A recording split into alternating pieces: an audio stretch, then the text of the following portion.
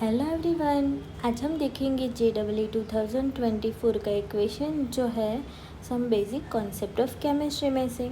Question कुछ इस प्रकार से है, number of moles of methane required to produce 22 gram of CO2 after combustion is x into 10⁻² moles. तो हमें क्या फाइंड आउट करना है, द वैल्यू ऑफ x क्या होगा। ठीक है, मतलब हमें देखो यहाँ पे क्या बोला है कि number of moles of methane, मतलब मीथेन की अगर हम रिएक्शन करवाएंगे, उसका कंब्यूशन करना है O2 के साथ, तो हमें क्या मिलेगा, CO2 मिलेगा एंड वाटर मॉलिक्यूल मिलेगा। तो आफ्टर कंब्यूशन जो हमें x मिला वो उसकी वैल्यू कितनी होगी वो हमें फाइंड आउट करना है। तो अब देखते हैं इसका सॉल्यूशन। देखो सॉल्यूशन में सबसे पहले हमें क्या फाइंड आउट करना होगा कि कौन सी रिएक्शन होगी और कितने मोल प्रोडक्ट एंड रिएक्टेंट मिलेंगे। ठीक है, मतलब कितने मोल प्रोडक्ट हम यूज़ करें, कितने मोल रिएक्टेंट हम यूज़ करेंगे तो प्रोडक्ट कितने मिलेंगे। देखो स्टेप 1, मतलब सबसे पहले हम क्या करेंगे, रिएक्शन को बैलेंस करेंगे।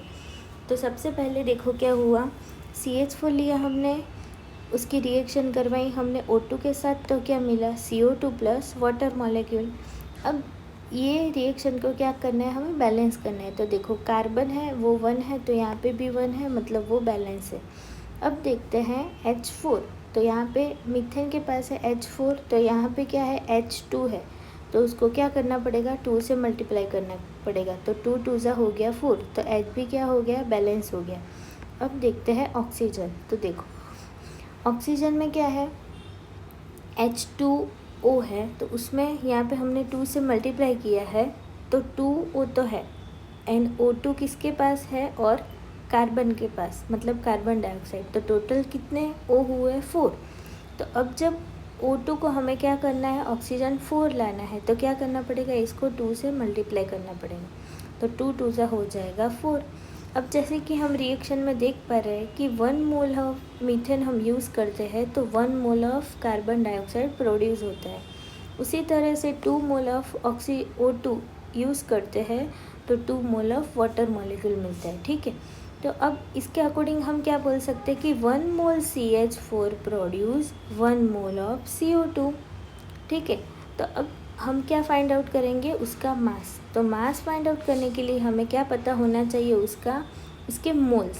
तो देखो सबसे पहले हम क्या ढूंढेंगे कि मोल्स कितने होते हैं। तो find moles of CO2 produce.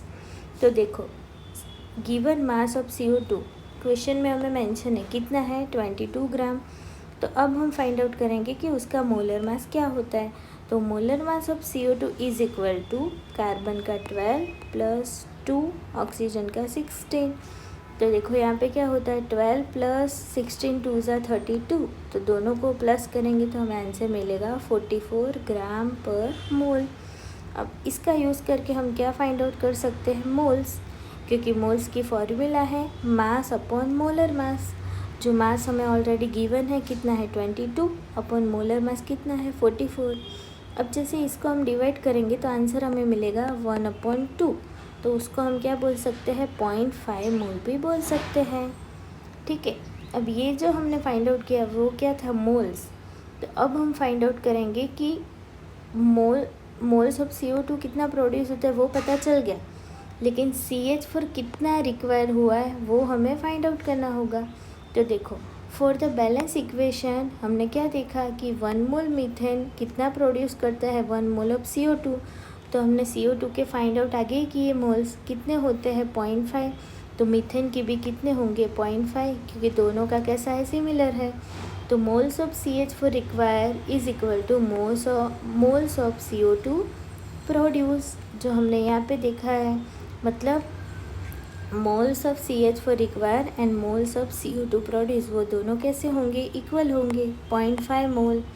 तो अब देखो express in the given form, question में हमें कौन सा फॉर्म दिया हुआ है, x इंटू 10⁻²।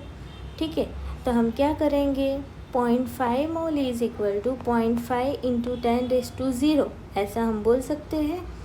हाँ, क्योंकि वो एज इट इज़ है।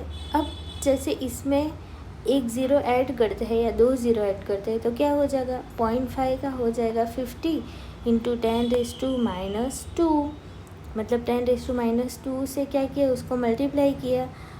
हमें इस फॉर्म में इसलिए लाना पड़ा क्योंकि हमें क्वेश्चन में क्या पूछा है, x × 10⁻², इसलिए हमें ये फॉर्म में लाना पड़ा। ठीक है, तो देखो क्या हो, अदरवाइज़ 0.5 वो आंसर होता। तो इसके अकॉर्डिंग ये दोनों का कंपैरिजन करेंगे तो हमें x की वैल्यू क्या मिलेगी, x = 5, 0, 50। तो यहाँ पे आंसर क्या आएगा, x की वैल्यू होगी 5, 0, 50। Thank you everyone.